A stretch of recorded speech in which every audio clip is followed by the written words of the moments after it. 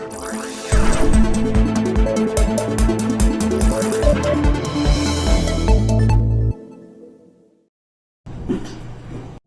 Joshua Larson, also representing the state of Minnesota. Good afternoon. Aaron Eldridge for the state of Minnesota. And for the defense. Good afternoon. My name is Eric Nelson, assisted by Amy Voss. We represent the defendant, Derek Chauvin. Right. Anybody on the panel know any of these people, have a relationship or acquaintanceship with any of them? Okay, no hands. In addition to the Attorney General, Assistant Attorney Generals who are here today, there may be others who appear, including Matthew Frank, Jerry Blackwell, and Attorney General Keith Ellison. Anybody have a relationship with any of those people? Okay. Anybody have or know anybody from Mr. Nelson's law firm or had any dealings with his law firm? Okay. And you have been given a copy of a list of potential witnesses. I'd like you to review it because when you are questioned individually, you'll be asked if you know anyone on that list. Now, one of the things the attorneys may not do during jury selection is to instruct you on the law. But I do want you to be aware of some of the basic concepts that apply in all criminal cases so that you may keep them in mind as you answer the court's and the attorney's questions. So I will instruct you as follows. First, the charges against the defendant are not evidence, and they create no inference of guilt. No member of the jury should in any way permit himself or herself to be prejudiced against the defendant because a charge has been made against him, or because he has been arrested, or because he has been placed on trial. The defendant is presumed innocent of the charges made against him, and in order for you to find the defendant guilty, the state must prove guilt beyond a reasonable doubt. The defendant does not have to prove innocence. The presumption of innocence remains with the defendant throughout the trial, unless and until he has been proven guilty beyond a reasonable doubt according to the law and the evidence admitted at trial.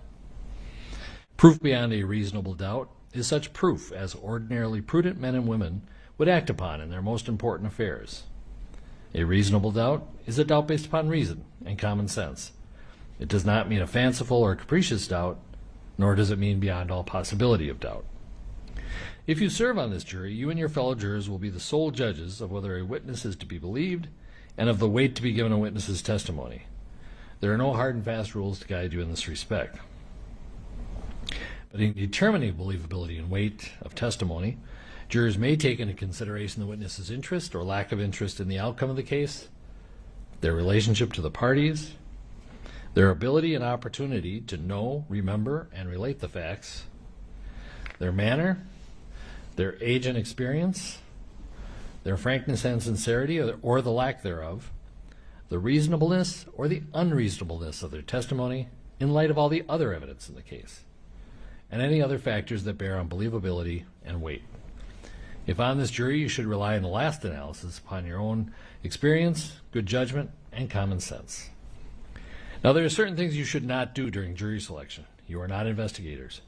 You are not to go out to do any looking, and you are not to ask people about this matter. You are not to use the internet to look for information about this case or about the law. Above all, you must not talk to anyone who is involved, the lawyers or the witnesses. Do not be offended if the attorneys, parties, witnesses, or spectators do not speak with you. They know it would be improper to contact you except through the normal jury selection process, and they will confine themselves to a brief greeting. Now, during the selection process, your family and friends will be curious as to what you are doing. You may tell them you are on a panel of potential jurors in a criminal case, and that is all you should tell them. Since that is all you should tell family and friends, that is all you should tell the general public. So, during these proceedings, please refrain from using Facebook, Twitter, or other social media to announce that you are a potential juror or to comment on this trial. You may access those social media tools, but please do not publish any information about the case or your thoughts about the case. You do not have to stay away from people and refuse to speak to them. Do whatever you wish, but do not talk about the case, and do not talk at all to anyone involved in it. Now, because of the nature of the case, this case is receiving media coverage. Please do not read about this case in the newspapers or online, and do not listen to news about it on radio or television. If at all possible, avoid the news altogether. This trial, including jury selection, is being televised, but no video of you or any other juror will be taken at any time, now or during trial if you are selected. Also, your name will not be used in the courtroom. You will only be referred to by your random number to protect your privacy. The audio of anything you say will be broadcast unless we need to discuss something deeply personal or extremely sensitive or embarrassing, or which is likely to specifically identify you. In those cases, I will specifically order that the audio not be broadcast, so it will only be available to the people in this room. In that case, you will still have to answer questions on the record, but without audio or video broadcast. So, with the exception of juror number 120, we will have you wait in the other courtroom until it is your turn to be questioned. Please feel free to use all the wipes and hand sanitizer you would like, and keep your masks on and social distance if you could. In fact, I'm going to put my mask back on. And so juror 120, please remain behind. The other two, follow the deputy, please.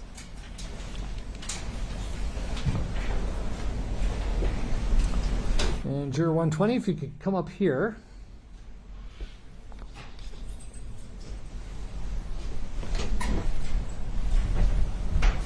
Have a seat right there.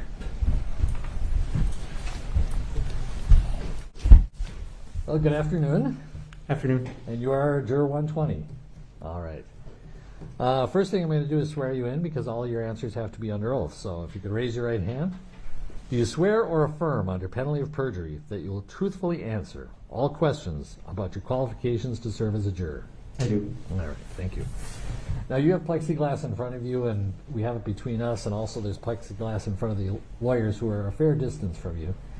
My point being, you can remove your mask if you think it would be more comfortable or if you need it to be heard more clearly. So I'm pretty much going to leave that to you. In any case, I would ask that you're probably perfect on the microphone right there, and speak so that we can hear you clearly. Also try and avoid talking over other people. For example, you know what the question is going to be, and so you kind of finish it. Try and wait till each person is done, because the court reporter is making a record, and we have to make sure we don't talk over each other. So that would be greatly appreciated. A couple questions before I turn it over to the attorneys. First of all, you filled out the questionnaire. Thank you for doing that. Lots of good information in it. Is everything true on the questionnaire? I believe so. Okay. Broad general question.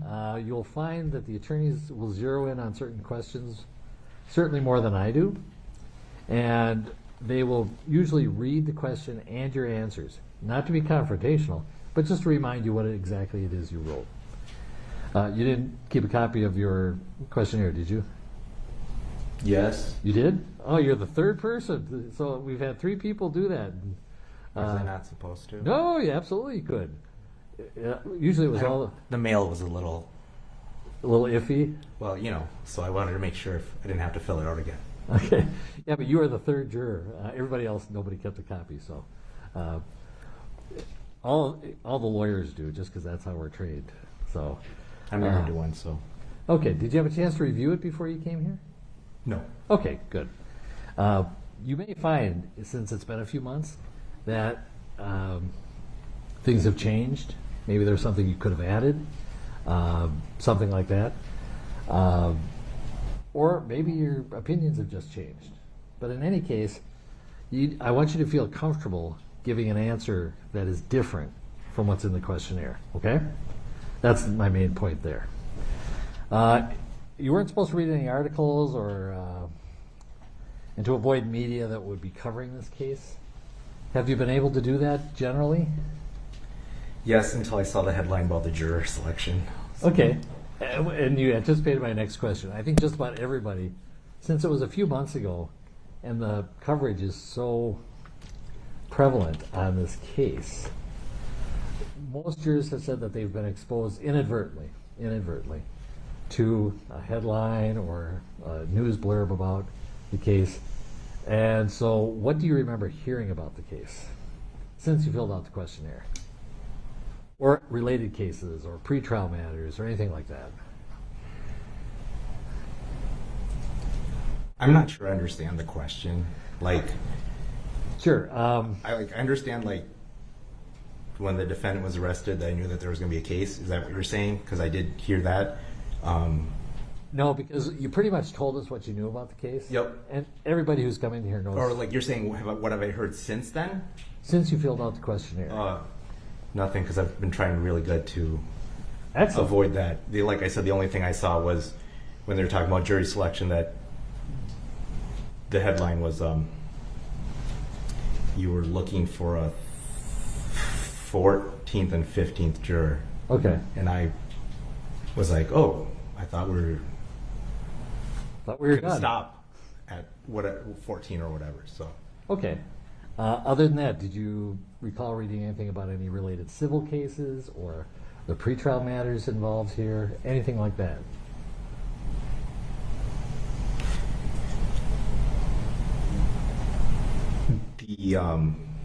The Minneapolis settlement. Okay. Yeah. And what do you recall? And I think just about everybody. That just that there was an amount that was done. Okay. Do you recall the amount? $27 million. Okay. How would that affect you sitting on this case?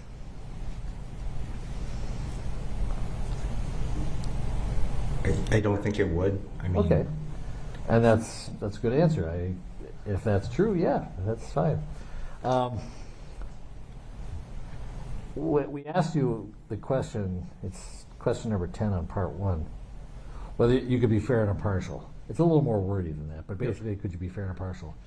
And you said possibly, never have been in this situation before, would do my best though. And the lawyers and I are probably going to press you a little harder on that. But let's start there. You said possibly, never been in the situation. So what I take from that is you're saying, I don't know enough to, I don't know what I don't know. Is that kind of right? Yes, to a degree, it's you're making a decision on someone's life, Right. you know. But two, you mentioned earlier that it was going to be that the defendant is being charged with second-degree murder and Okay. second-degree manslaughter. Correct. I have, in honesty, to try to like preserve my integrity, I did not look up what the definition of those Good. were. So, to the fact of deciding someone's fate and not knowing what really those charges are, I don't know if I could do that. Okay. I don't know what those charges are. Well, and the good news is you don't have to know that because that's the law that I give you. The law at the end of the case usually is a set of instructions which includes a list of what it is the state has to prove beyond a reasonable doubt. And the jury decides, has the state proven it or have they not? All the while presuming the defendant innocent. And so if at this point, if you had to, are you hoping for one verdict or another, or do you feel you're kind of neutral because of where you're at? I don't think I'm neutral Okay. on that. Where are you on the spectrum? Where does the needle point to?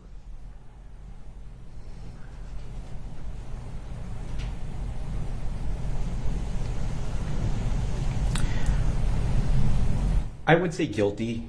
Okay. And the fact is, since the case has happened, this is the analogy that I've been worked with. Okay. That, do you have any brothers? I do. You do. So you're tussling with your brothers, right? Mm-hmm. If one of your brothers says, I give up, etc., you stop, right? Mhm. And if you don't, something happens, you're standing before your parents, and they're said, what did you do? What happened? This is what happened to Tommy. Tommy said, stop. Why didn't you stop? That's what I feel, is that like at some point, if you've had siblings that siblings or friends, you wrestle, tussle or whatever, but there's a line of where you have to stop Okay. when someone says no more. Okay. So There are a variety of contested issues in this case, but do you think that ultimately that's always going to be there and you don't really feel you can fairly and impartially, given your life experience? yes, I think that analogy has always stuck with me. Well, as the So as the little brother to 3 older brothers, I know exactly what you're talking about. So I'm going to release you from this jury because obviously if your background and such and what you know about the case puts you on the not fair or not impartial. Most people would try and be fair. But if you can't be impartial, we understand. And I'm going to release you from this jury. So, thank you. All right. And you don't have to worry about being called up on other juries because your jury service is done. Okay? Thank you. Thank you so much.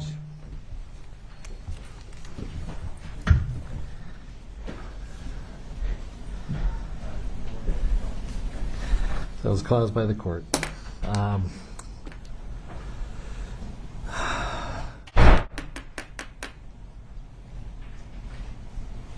I may go a little more on this next juror myself. I'm sorry? I may go more on this juror myself, so.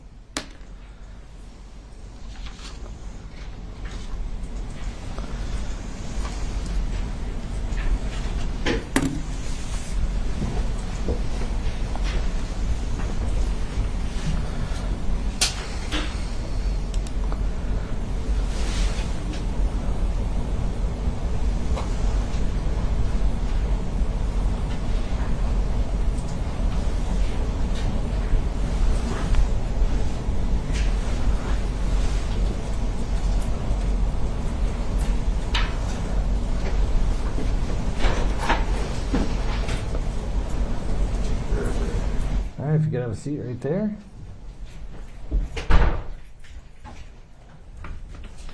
Good afternoon. You are juror 121, is that correct?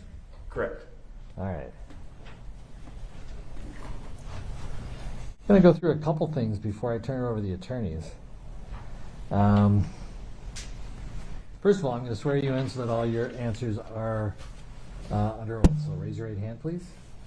You swear or affirm under penalty of perjury that you will truthfully answer all questions about your qualifications to serve as a juror? Yes. All right, thank you. A few things. You filled out a questionnaire. Thank you for doing that. Gives us a lot of good information. Everything in that questionnaire correct? Yes. All right. Now, when the attorneys are asking you questions, there may be some things that come up that you realize, oh, I probably should have answered that differently. Maybe my opinions have changed. Things like that. And they will probably read you the question and the answer, not to be confrontational, but just so you know what you actually said. But as you sit here right now, any changes or additions that you can think of? No. All right. At some point, it may come to you that, oh, there is something I should have put in, or that was inaccurate, or my opinions have changed. If that happens, we're fine. In fact, I hope you feel comfortable saying something different than what was in the questionnaire. Okay? Sure. Now, the questionnaire also advised you that since you're a potential juror that you should not read any articles, avoid the media about this case. Were you able to do that? Yes. Now, we also recognize that the media is publishing a lot about this case. And it's been a couple months since you filled out the questionnaire. Have you been exposed, even inadvertently, to any information about the case, a related civil case, pretrial matters in this case, anything like that? No, I don't think so. Okay. Nothing you can recall? Okay. Are you a news junkie or not a news junkie? I wouldn't say I'm a news junkie, but I try to just kind of breeze, check out articles. Okay. Just kind of go through so I can see like what is happening in the world. All right. Just kind of on a daily basis, look through the headlines, see what's interesting. I wouldn't even say daily. Maybe every couple of days, I'll just kind of scroll through. All right. Pretty much on the internet, or do you get the? Yeah, on the internet. Okay. In your scrolling or checking every now and then, see any headlines related to this case or related civil case, anything like that? Not that I can recall. No. Okay. All right. The important thing is that you decide the case only on what you hear and see in the courtroom. You cannot base your decision as a juror on something you may have seen elsewhere. Right. In fact, everybody who comes in here has some knowledge of the case. Some more than others, some more accurate than others, at least based on what we know. Can you put all that aside and put aside any opinions you have formed, which are okay. It's all right to have opinions. The only question is, can you put them aside and be fair and impartial? Yes. Okay. You did have an answer to a question. Any reason that you could not be a fair and impartial juror in this case? If yes, please explain. I do not believe so, unless following I before E laws is a disqualifying factor. Anything else? I'm sorry, what was that? In answer to number 9, is there any other reason you could not be a fair and impartial juror in this case? If yes, please explain. And it talked about I before E, that you're a violator of the I before E law. Oh. You recall putting that down? No, I don't. Okay, you are juror 121, right? Yes. Okay. Is there any reason why you could not be fair and impartial in this case? No, I don't think so. Okay. And work? Sounds like your work is monotonous, so this would break up your routine. Yeah, a little bit. Okay, without telling me where you work, or we don't want to get too much identifying information. What is your work and what do you do on a daily basis? It's a warehouse for retail. All right. How long have you been working there? Just over 3 years. Okay. All right. And you can be sequestered overnight, is that correct? Yes. All right. You did say you wanted to serve on this jury. Correct. How badly do you want to serve on this jury? I mean, kind of, honestly, kind of half and half. Okay. Like I do because it's it'd be really interesting to be a part of it, but at the same time it's kind of high pressure, so Sure. there's that aspect as well. All right.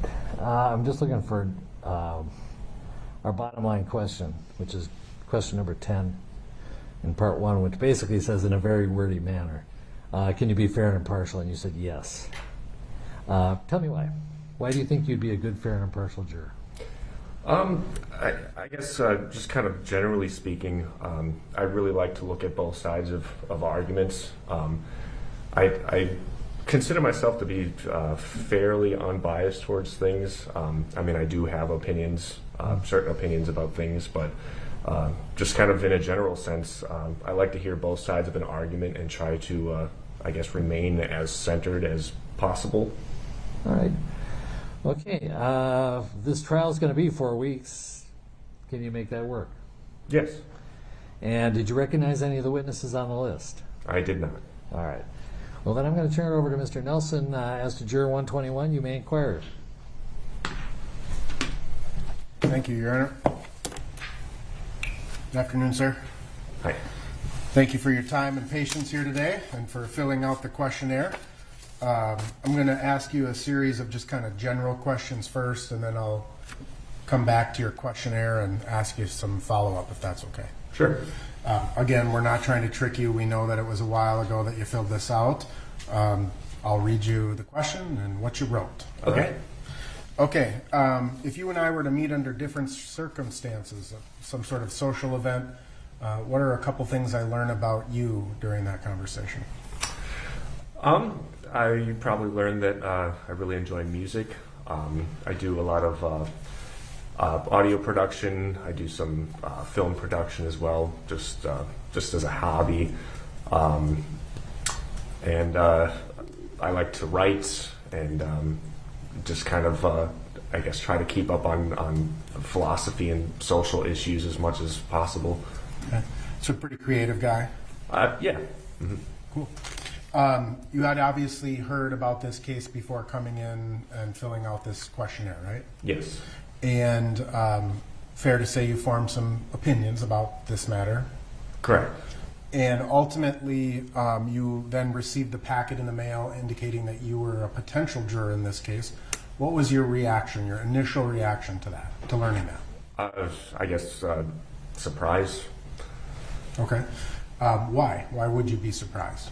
I guess it just, well, I mean, one, I've never been selected for jury duty, and also just because of the like how well known the case is, and how I guess how big the case is. Okay. Did you have any concerns about your personal safety, family safety, COVID, anything of that nature? No, I can't say I have. Okay. When you came downtown and saw the government center today, what was your reaction? I was just kind of unsure of where to go and how to gain access to the center. Right. It's a little fenced off these days, right? Yeah, a little intimidating with all that's going on. I mean, obviously the military is here. There's lots of police officers. I mean, did that cause you any concern, or did it make you feel safe? I guess I don't. I guess it made me feel just a little nervous, just because the added security. I didn't know what to expect. But I mean, other than that, I guess I kind of expected to see higher security and that sort of thing. So. Okay. How about when you heard that we're doing what we can to protect your anonymity? I guess I just I found that to be understandable. Okay. At some point, your name may be released when the judge determines that it's safe to do so. Sure. So, does that add any added layer of reassurance? I guess I'm kind of ambivalent about it. I don't really have an opinion. Okay. Can you think back in your personal or professional life and kind of determine or think about a time when you had to resolve a conflict between two people? Yeah, I can think of a couple times, I guess. I guess it would be either specifically between maybe two friends that were having an argument. I definitely tried to almost play rough in that situation. Try to be like the middleman and like hear both sides of everything. I really don't like conflict, so when two people that I know are having an argument, I usually try to interject myself in the middle and just try to be sort of play peacekeeper. I've also had similar situations as a manager in fast food and having to deal with maybe employees that have had arguments or differences, and in that same respect, I also try to just be the peacemaker in that situation and get people to just relax and not be so heated about things. Ultimately, you know that there's a pretty significant conflict here, right? Yes. Between the state of Minnesota and Mr. Chauvin. Yes. And that's ultimately what your role would be, is to resolve that conflict. Right. And in the jury room, you're one of 12 people, and conflicts may emerge within the deliberation process. Right. How would you envision your role, being as a kind of the mediator, peacekeeper type in that situation? Well, I would just try to make sure that both parties respect what the other party has to say. Giving each person, or allowing each person to have enough time to talk and get their point across, or their viewpoint across, without the other person trying to interrupt, and just allowing them to hear each other out, and just trying to keep tension and frustration at a minimum. Just making sure that everybody tries to remain logical and not let their passions get in the way of their judgment. Do you think it changes the analysis if you're in conflict yourself with one of the other jurors? I'm sorry? So rather than you being the mediator and observing conflict between two people, sure, what if you're involved in the conflict yourself? Like, what if you disagree with a group of jurors? I guess I just try to be as respectful as I can in my own disagreement. I generally don't tell people that they're wrong for having their viewpoint, or make them feel that they're wrong. And I try my best to hear out somebody else, even if I don't disagree, and a lot of times try to see things from their point of view, and not allow myself to not be maybe swayed by something I hear that I don't agree with, instead of just writing it off completely, but actually like keeping it in my head and like going over it and possibly even allowing that to change my opinion. Yeah, I guess I just try to be respectful and hear people out. Okay. I suppose, again, in your professional life or in your personal life, you've been called upon to try to determine if someone is lying about something? I guess I can't remember a specific experience. Sure. I mean, do you think that that's kind of a normal process that we as humans engage in? Is this person telling me the truth? Yeah, I guess. I mean, I definitely had to make that call, like, personally. I can't say I've ever like had to play a specific role, but I definitely had to judge whether or not somebody was lying to me. How do you, what tools do you bring to that analysis? I guess I don't know what specific tools. I guess body language, trying to read body language, I think is a big indicator. And just logic, just kind of, evaluating the scenario, and yeah. Do you think that, how do you think consistency of story affects that analysis? I think it does to an extent. I guess it really depends on the events. I know over time people's memories can change, and with that their story might change slightly. But it's usually smaller details. Obviously, if there's a major detail that has changed, that might be an indicator that their story is untrue. Okay.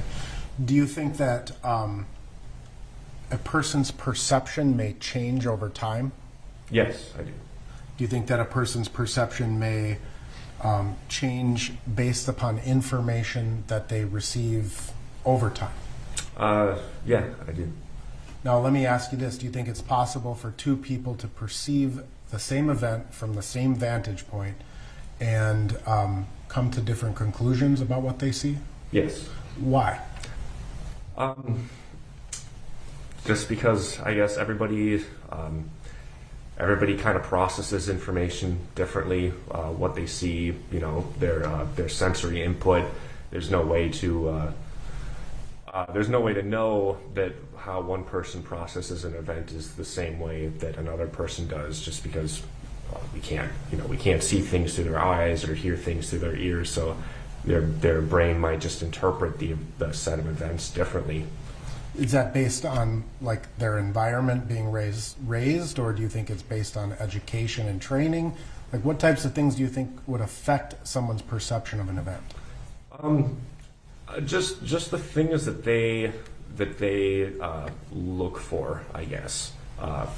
Some people might be paying attention to certain things, while some people might pay attention to other things. Like maybe one person will notice, what somebody's wearing more so than another person, while the other person might be paying more attention to like maybe the scenery. So I guess we just kind of seek out different things in our environment. Okay. So ultimately, you understand that if you were to be a juror on this case, you have to judge this case based only on the evidence as it's presented in court. Do you understand that? Yes. And anything that you may have learned about this case before coming into this courtroom or filling out this questionnaire, you have to basically, in a sense, erase it from your memory. Yes. Can you do that? I think so, yes. Will you do that? Yes. Okay. At the end of the case, the judge is going to give you the law that applies in this case. Mm-hmm. And you have to decide the facts based upon the law he gives you. You may read the law and you may go, that can't possibly be right, or we really need to work to change this law, right? You may disagree with the law. Sure. Can you apply the facts of this case to the law as the judge gives it to you, even if you think it should be different or is wrong? Yes, I can. Just want to follow up with a few questions on your questionnaire, sir, and I'll try to make it relatively quick. It's fair that you had formed some pretty strong opinions about this case, right? Yes. And again, I don't question your the right for you to have your opinions, but we need to make sure that you can set those opinions aside and that you can be an impartial juror. Do you understand that? Yes. All right. And so by me asking you questions about your opinions, I'm not questioning your thought process. I just want to make sure that we're getting true and honest answers. Sure. Okay? All right. You I believe at the beginning when the judge was asking you for some questions, you were asking, or you had a response that referenced bias, right? That people have to recognize their own biases, I think is what you said. Okay. Do you recall that generally? I mean, honestly, I don't remember everything that I wrote, but. Okay. I mean, and that's fair. I mean, it's a little bit unusual to be under the spotlight, so to speak, right? Sure, yeah. I guess the question is, you know, you formed very strong opinions about this case, Mm-hmm. and you have to be cognizant of your bias, right? Yes. And our biases and our opinions will form how we view kind of what we were just talking about, how we view or perceive events. Right. Because your opinions are so strong, do you think you can honestly think you can set those aside and judge this case exclusively on the facts? Yes, I do. Okay. So you were asked a series of questions about what you recall, what you had communicated with other people, and various videos that you had seen. I want to make sure we're talking about the same video or videos. Sure. There was a bystander video that went viral. Mm-hmm. There were some body camera footage that was released, and then there were some store surveillance videos that were also released in the public. Okay. Do you know which of those videos you saw or recall seeing? Yes, I saw the bystander video and the police cam. The body worn cam? Yeah. Yep. Okay. And you watched those. Did you go online and like watch the entirety of those videos, or did you watch like clips and pieces that you saw in the news or on social media? Yeah, I believe I watched the entire videos. I know for sure the bystander video. At least I think it wasn't from like the news. It wasn't like clips, but it might have been. It might have been like cut in certain spots. I can't remember. And I think the body cam video, I might have like skipped through it. I don't know if I watched the whole thing beginning to end. Okay. Now, you were then asked, you think you had seen these videos 2 or 3 times, right? The first one, yeah, a couple times. I think I only watched the second one once. The bystander you saw a couple times? Yes, I think so. Okay. And you may have just watched the body camera footage, one time, kind of skipping through it a little. Right, I believe so. Okay. So you were asked to kind of write based on what you had seen and heard, your recollections of the case based on your exposure to this case in the media. Yes. And you wrote a pretty lengthy explanation that, and I'm going to somewhat paraphrase because there's a few things I want to ask you.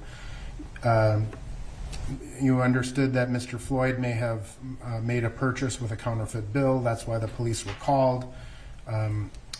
When they arrived on the scene, you wrote, Floyd appeared distressed, according to the witnesses, but did not resist as he was placed in handcuffs and led to the squad car. So my question is that your impression of Mr. Floyd's behavior based on your own formulation of watching these videos, or your own opinion watching these videos, or are you relaying what other people have communicated? I am basing it off of what I have seen from the videos, yes. Okay. So you had formed an impression or opinion that Mr. Floyd had not resisted arrest. Correct. You were ultimately, you wrote about Mr. Chauvin having his knee on the back of Mr. Floyd's neck, that he stared into the camera but did not respond, The other officers at the scene also did not react. For about 8 minutes later, Floyd fell silent and unresponsive. Chauvin eventually took his knee off of Floyd's neck, but at that time, Floyd was dead. So have you formed an opinion as to what the cause of Mr. Floyd's death was?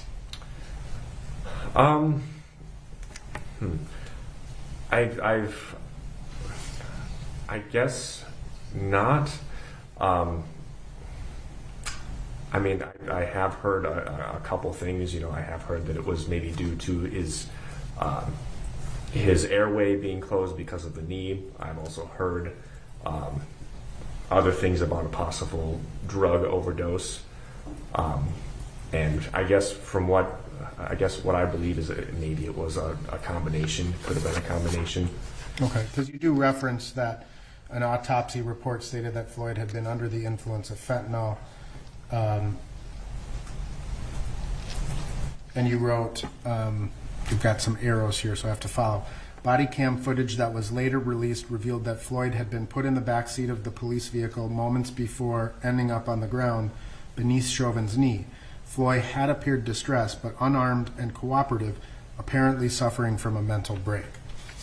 Do you recall writing that? Yes. Okay. And again, I mean, ultimately you understand that I'm not questioning your intent, right? I mean, Sure. it's the presumption of innocence applies in this case. Do you understand that? Yes. That means that right now, Mr. Chauvin is innocent. Correct. And the defense has no burden to prove anything. We don't have to call witnesses. We don't have to introduce evidence. We don't have to ask a single question. Are you okay with that? Yes. And it's not the defense's burden to like prove anything to get you back to the presumption of innocence and then make the state, hold the state to its burden. You understand that? Yes. That's not the nature of our law. And you can do that. Yes, I believe so. You were asked about your opinions or general impression of the defendants.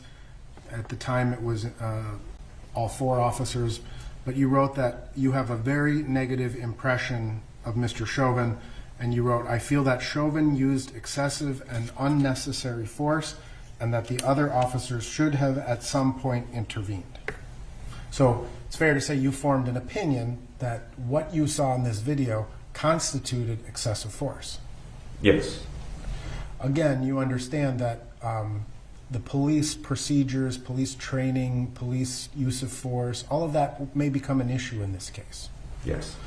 And so again, recognizing our biases and where we have to start from being the presumption of innocence, you can put all of your previous assumptions aside, start from zero, listen to the evidence, and presume Mr. Chauvin innocent. Yes.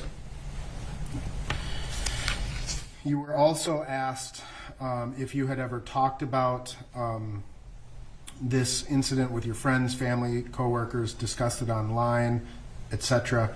And you wrote, my opinion was that his death was the result of excessive and unnecessary force by Chauvin and a lack of intervention from the other officers involved. Right? So it sounds like you formed an opinion that Mr. Chauvin caused Mr. Floyd's death. Yeah, I believe so. Okay. And again, you know, right? I mean, you understand, do you understand why I would be concerned? Yes.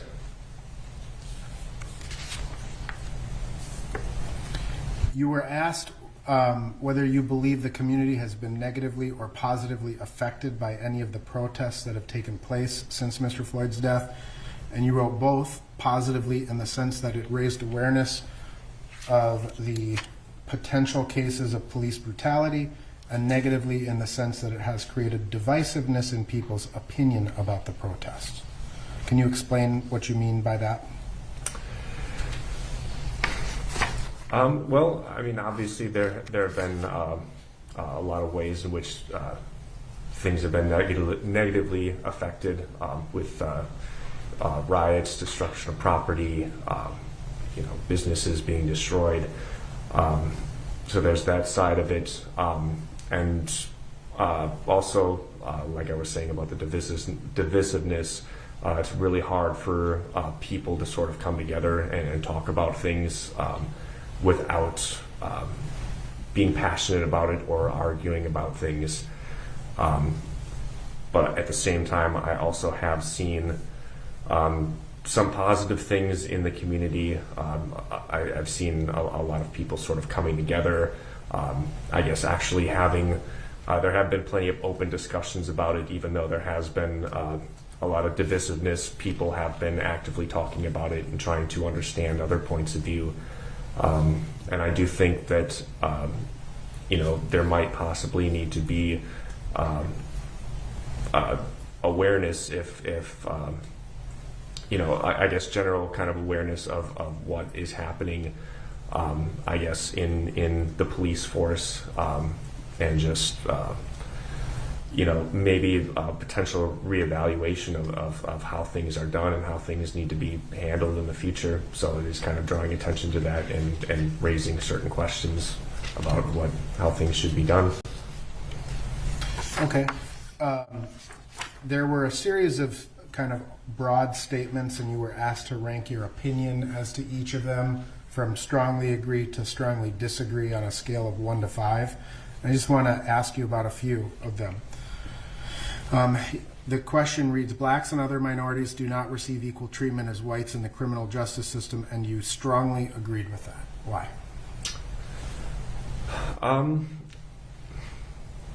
I guess just from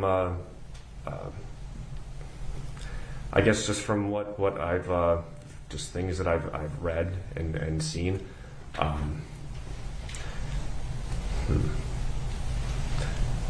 guess it seems to me that a lot of blacks and minorities tend to live in lower income areas, and I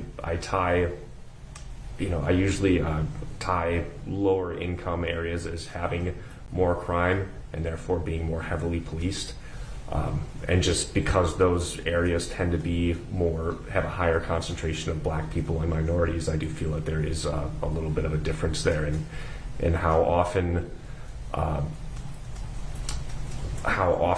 or how much more they might be policed and how they may be dealt with differently. Okay. The statement reads, I support defunding the Minneapolis Police Department, and you somewhat agreed with that. Why? I do think that there may be certain things that need to be changed. I guess as far as defunding goes, I think I don't believe so much in defunding as possibly reassessing how funding is distributed, and maybe seeing if there's different ways, different areas that certain funding can go to, as far as maybe creating different programs or funding other programs, better funding for other programs and that sort of thing. Okay. Now, the statement reads specifically, Minneapolis police officers are more likely to respond with force when confronting black suspects than when dealing with white suspects, and you somewhat agreed with that. Can you explain why? I guess I've just certain videos and things, certain videos, certain articles, certain things that I've read that people have said and experienced. Okay. I mean, and it's specific to the Minneapolis Police Department? I guess I wouldn't say specific to Minneapolis. Okay. I don't know, I might have missed that. So, I mean, ultimately you understand that this case involves the Minneapolis Police Department in a significant way, right? Correct, yes. And one of the questions here is, local police departments try to cover up excessive force rather than correct it, and you strongly agreed with that. Okay. Yeah, I guess I did, yeah. Okay. I mean, why do you, what do you base that opinion on? I guess I guess I kind of see that in a lot of other places. A lot of, I guess in a lot of government situations or business situations, a lot of times it just seems it's in certain groups' best interest to kind of maybe sweep certain things under the rug. Things that might involve a lot of money, or having to restructure things, or just might give something a bad image. I don't think it's specific to just police departments, but in a lot of organizations, it might complicate things or hurt financially, or give something a bad image, and therefore a lot of things can be swept under the rug. Okay. So, in this case, obviously, you may hear testimony that is called by the state, Mm-hmm. and or the defense, right? And these witnesses may be Minneapolis police officers. Yes. Do you give credence, to a police officer called by the state versus the defense? No, I don't think so. Do you think that an officer who may be called by the defendant would be more likely to be trying to sweep this under the rug or try to make his department look better? I don't think so. No, not on an individual level. No. Okay, but on a collective, you do? Yes, I think it's entirely possible. And so ultimately, if you were to hear testimony from police officers, can you give that testimony the same credence as just a bystander? Yes. You can keep them at the same level, Yes. even though you think that you would be more suspicious of police testimony than a citizen.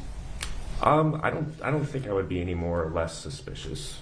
Okay, but if you have this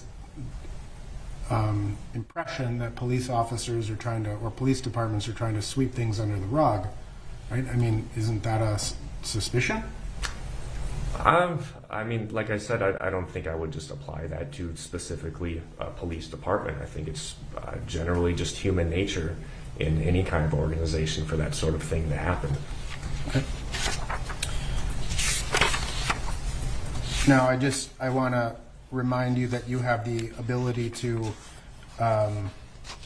ask for a private hearing, and I know there's some questions about some past experiences you may have had with law enforcement. Mm-hmm. Are you comfortable talking about that publicly, or would you prefer a private session? I think I could talk about it publicly, yes. Okay. So you have a prior arrest yourself, right? Yes. Okay. And were you arrested by the Minneapolis Police Department? No, it was the Apple Valley Police Department. Okay. And do you feel that you were treated fairly by the Apple Valley Police Department? I do. Okay.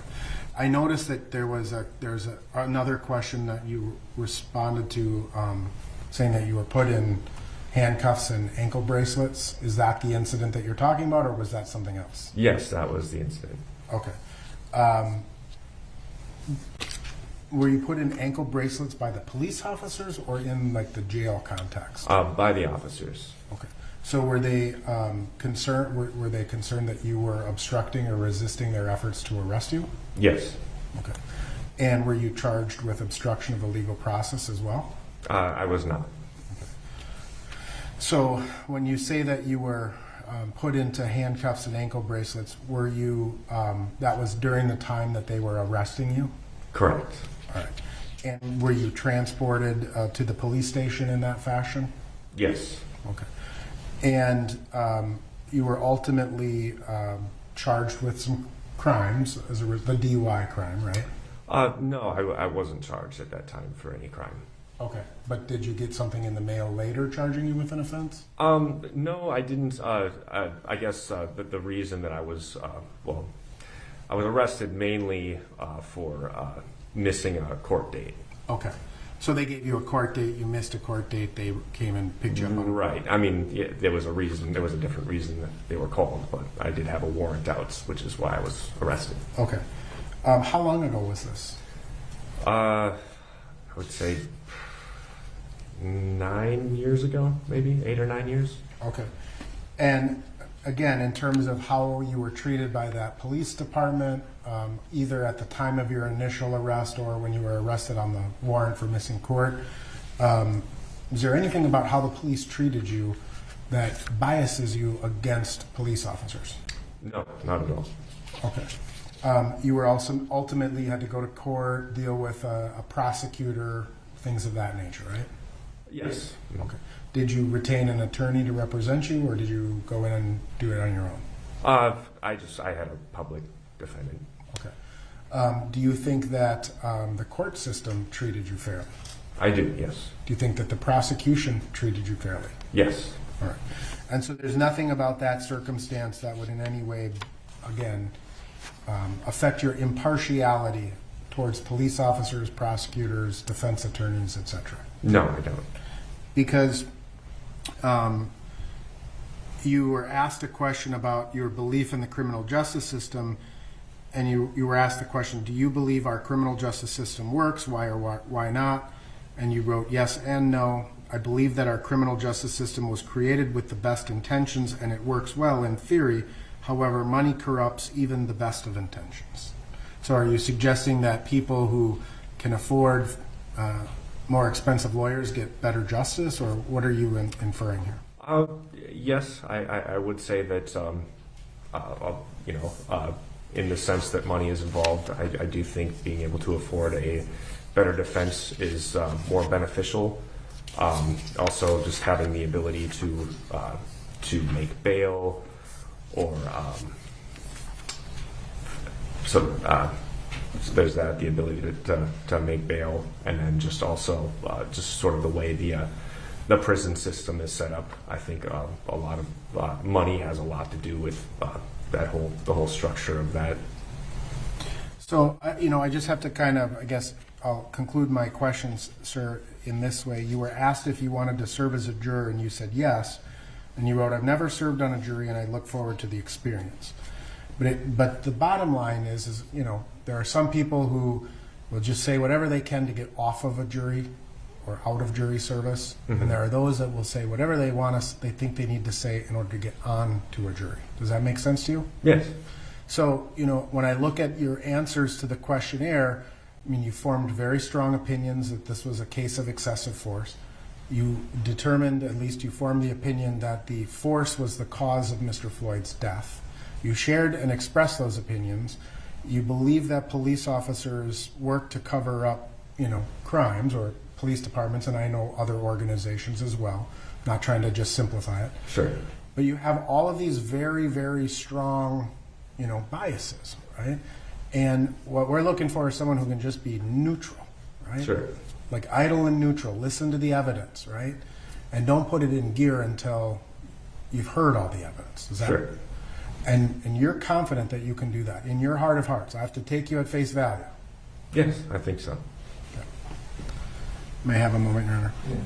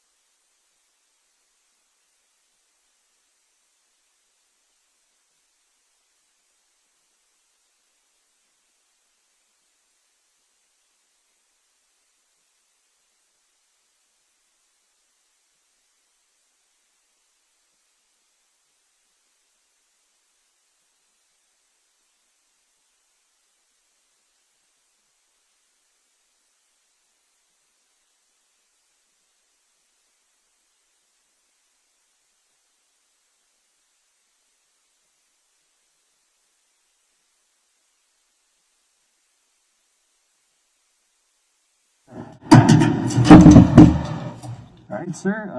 Juror number 121, we're going to excuse you from this panel. So talk to the deputy. He'll take some paperwork from you, and you will not be called back on another case. So you are off jury service completely. Okay. All right?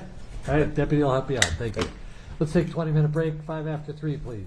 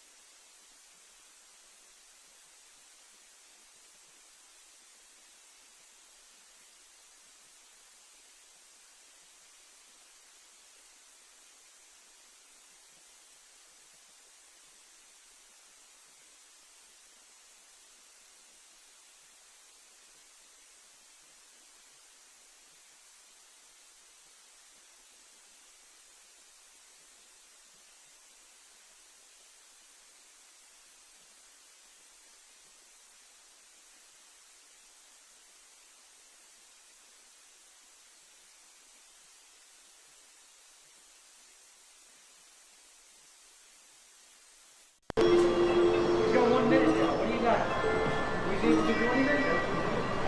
Okay. Listen, we're in. Why? Thank you. What did you do different? BFT boy, Virginia.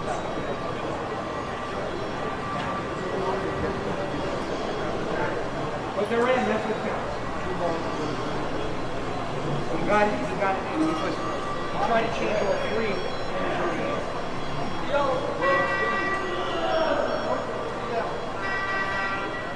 Want to just take a look at it?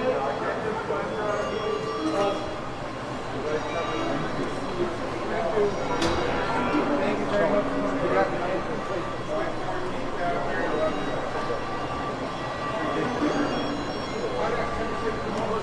I do when you're good. Obviously not going to get done, right? You guys said go to the phone.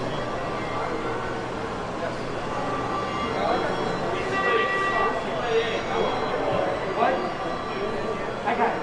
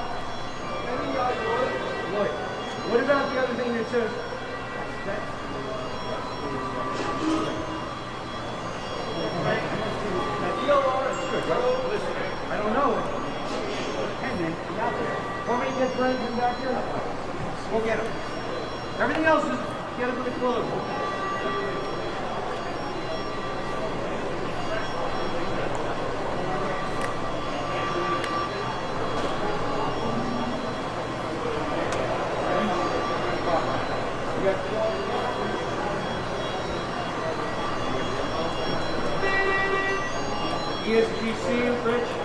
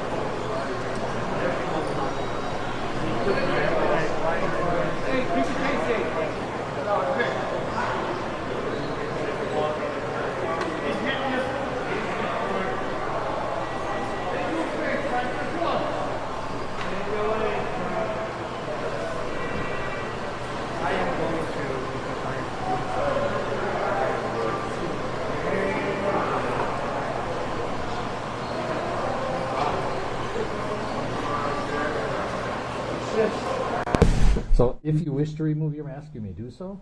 If you want to keep it on, that's also just fine. I pretty much leave it all to you. And if you take it off and you want to put it back on, that's fine too. So whatever you wish. All right. In either case, want to make sure that you're close enough to the microphone, which you are, so that we can hear you nice and loud. Also, this is a little bit of a formal conversation, but sometimes we lapse into the more informal way we talk in normal social situations where we finish each other's sentences or we talk over each other, and we can't do that here because the court reporter is taking down everything. Okay? Yes. Now, you filled out a questionnaire. Thank you for doing that. That gave us a lot of good information. Was everything true on that questionnaire? Yes. Any changes or additions you can think of right now? There was one under the ability to serve. Okay. I had said yes, Okay. and I would change that right now based on a child at home that is ill with a chronic condition. Okay. I can go into more detail, but I'd rather be private. Okay. I tell you what, we will make it private since you're going to be discussing medical matters.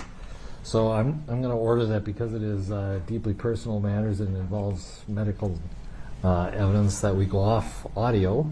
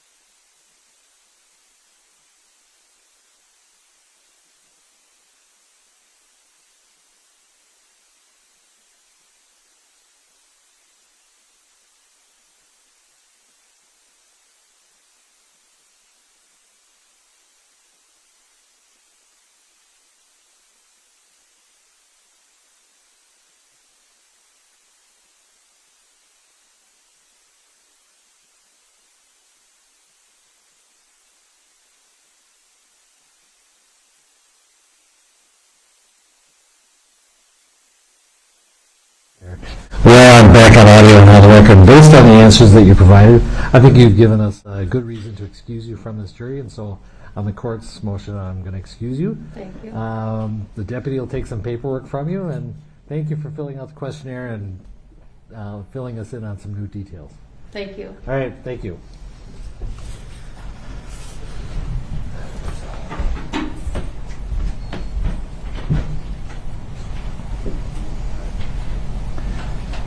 All right, that exhausts our jurors for today, so we'll come back tomorrow at 9 o'clock. We're going to call in 12, and we're going to get through 12, however long it takes tomorrow. Because we only need the one, and that one is going to be excused on Monday. So, 12 or bust. All right, see y'all tomorrow at 9.